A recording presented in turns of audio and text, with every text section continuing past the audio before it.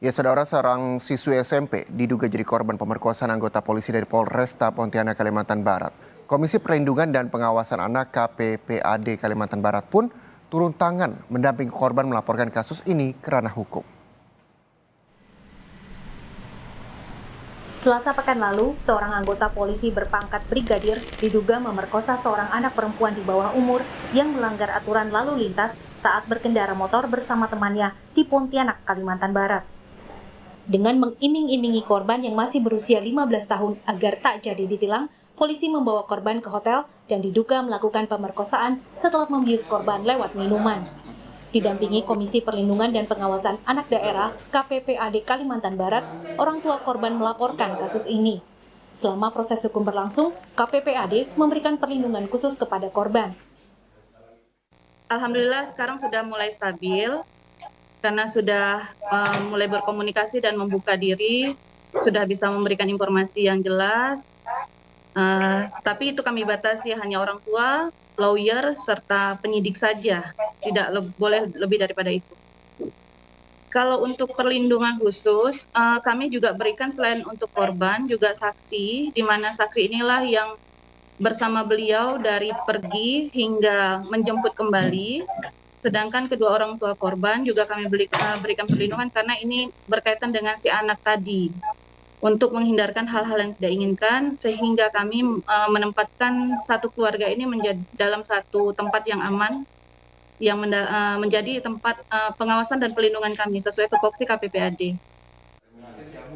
Selain korban, perlindungan juga diberikan kepada saksi dan orang tua korban. Tim Liputan Kompas TV, Pontianak, Kalimantan Barat. Dan penanganan kasus dugaan pemerkosaan oleh anggota polisi dari Polresta Pontianak. Siang hari ini bersama kita sudah ada Kapolresta Pontianak, Kombes Komarudin yang tersambung melalui sambungan Zoom.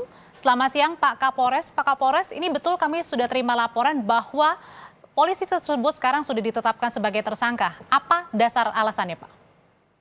Baik, terima kasih Mbak Audrey dan Mas Reza kepada para pemirsa Kompas TV. Bersama ini kami sampaikan bahwa terhitung mulai hari ini kepada pelaku ataupun oknum anggota tersebut telah ditetapkan sebagai tersangka atas dugaan perbuatan cabul sebagaimana tertuang dalam pasal 76 huruf D Undang-Undang Nomor 35 2014 Yungto pasal 81 ayat 2. Penetapan tersangka kita lakukan setelah kita mendapatkan bukti-bukti. Terakhir kita mendapatkan hasil visum yang dikeluarkan oleh kedokteran yang menyatakan bahwa benar telah terjadi persetubuhan. Ya, Pak Kapolres, lalu sebenarnya setelah mendapatkan hasil dari pihak dokteran benar terjadi persetubuhan, seperti apa kronologinya? Banyak informasi mengabarkan bahwa Brigadir DY sebenarnya tidak bertugas di lapangan, tapi pada akhirnya ikut memberikan surat tilang. Tapi tidak terjadi pemberian surat tilang, dan akhirnya mengajak korban ke hotel. Seperti apa kronologi pastinya, Pak? Betul sekali, jadi sebagaimana dilaporkan bahwa pada hari Selasa kurang lebih kisaran pukul 14 atau 15 telah terjadi pelanggaran kasat mata. Pelanggaran kasat mata oleh pengendara kendaraan roda 2 yang dikendarai oleh korban dan saksi rekannya, sehingga dibawalah ke pos untuk dilakukan proses penilangan. Apa yang disampaikan tadi bahwa yang bersangkutan bukan petugas lapangan ataupun operasional, itu benar adanya bahwa yang bersangkutan sesungguhnya adalah petugas staf kami.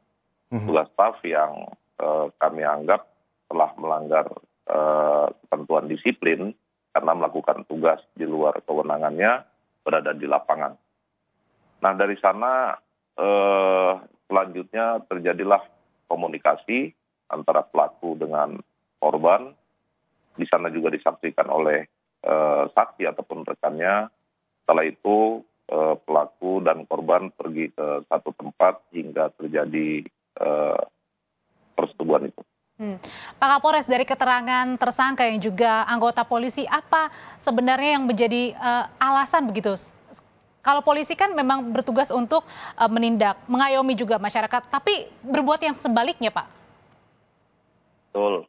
Dari keterangan yang kami dapat, eh, yang bersangkutan mengatakan ya memang hilaf, tertarik dengan korban, sehingga ada keinginan untuk melakukan penyimpangan, artinya menawari korban agar bisa ikut dengan pelaku ke satu tempat hingga terjadinya kasus tersebut. Artinya ini baru dilakukan satu kali atau justru mungkin bisa kemungkinan lebih? Dari hasil pemeriksaan yang kami dapat, ini baru yang pertama kali dilakukan. Baru pertama kali dilakukan dan korban serta orang tua juga akhirnya melaporkan kasus ini didampingi dengan KPPAD. Perlu adanya pendampingan khusus dari KPPAD, baik itu korban, keluarga korban, para saksi, untuk diberikan keselamatannya, tanda kutip seperti itu. Apakah nantinya ini dikhawatirkan akan membawa bahaya bagi para pelapor dan juga para korban terkait dengan Brigadir D ini adalah salah satu polisi di sana, dan kekhawatiran apa yang memang nantinya ditakutkan oleh pihak keluarga dan juga pelapor? Baik, jadi dalam setiap penanganan kasus, tentunya kasus apapun itu kita memberikan perlindungan kepada saksi ataupun korban.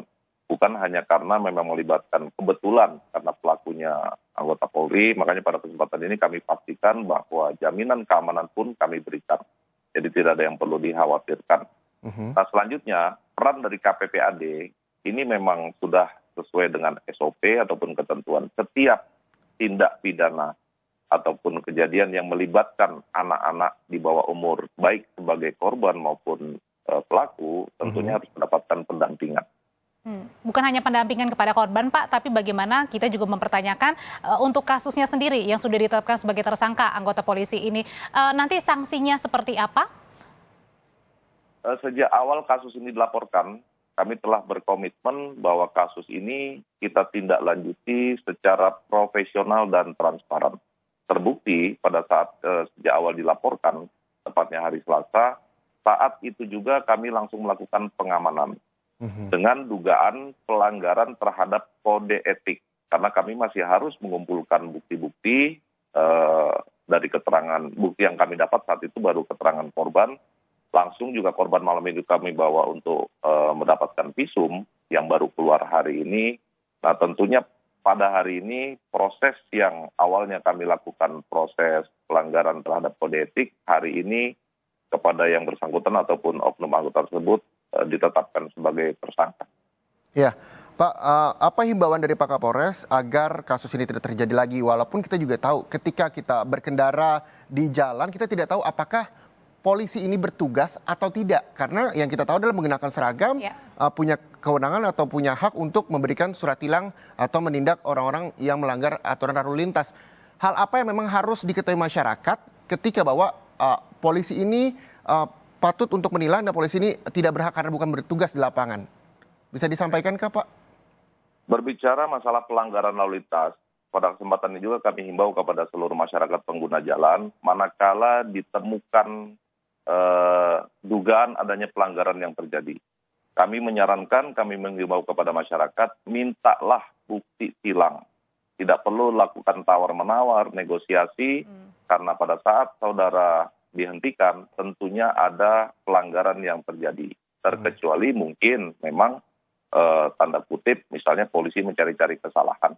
Nah, ini kami sarankan agar tidak melakukan negosiasi untuk mencegah. Jangan sampai ada upaya-upaya ataupun celah bagi para oknum petugas di lapangan yang mencoba-coba bergening ataupun tawar-menawar, sehingga akan membuat kesalahan terhadap anggota itu sendiri. Jadi mari sama-sama kita disiplin, sehingga hal-hal itu bisa kita minimalisir. Kita hindarkan hal proses tawar-menawar. Pak Kapolres, terakhir Pak, dapat dipastikan bahwa kasus ini terus bergulir dan pelaku yang merupakan anggota polisi ditindak sesuai hukum yang berlaku? Kami pastikan dan kami berkomitmen bahwa kasus ini akan kita proses secara transparan dan juga profesional. Kami tunggu bagaimana proses selanjutnya. Terima kasih Pak Kapolresta Pontianak, Kombes Komarudin sudah bergabung bersama kami. Dan itu tadi catatannya oleh Pak Polisi ya Reza. Kalau memang sudah ada kesalahan, lebih baik kita ya tilang saja dan mengikuti segala prosedur ya. Jangan coba-coba untuk bernegosiasi, apalagi kalau ada anggota polisi yang mungkin sebaliknya bernegosiasi juga. Betul sekali, dan kalau bisa juga jangan melanggar aturan yang berlaku, begitu ya.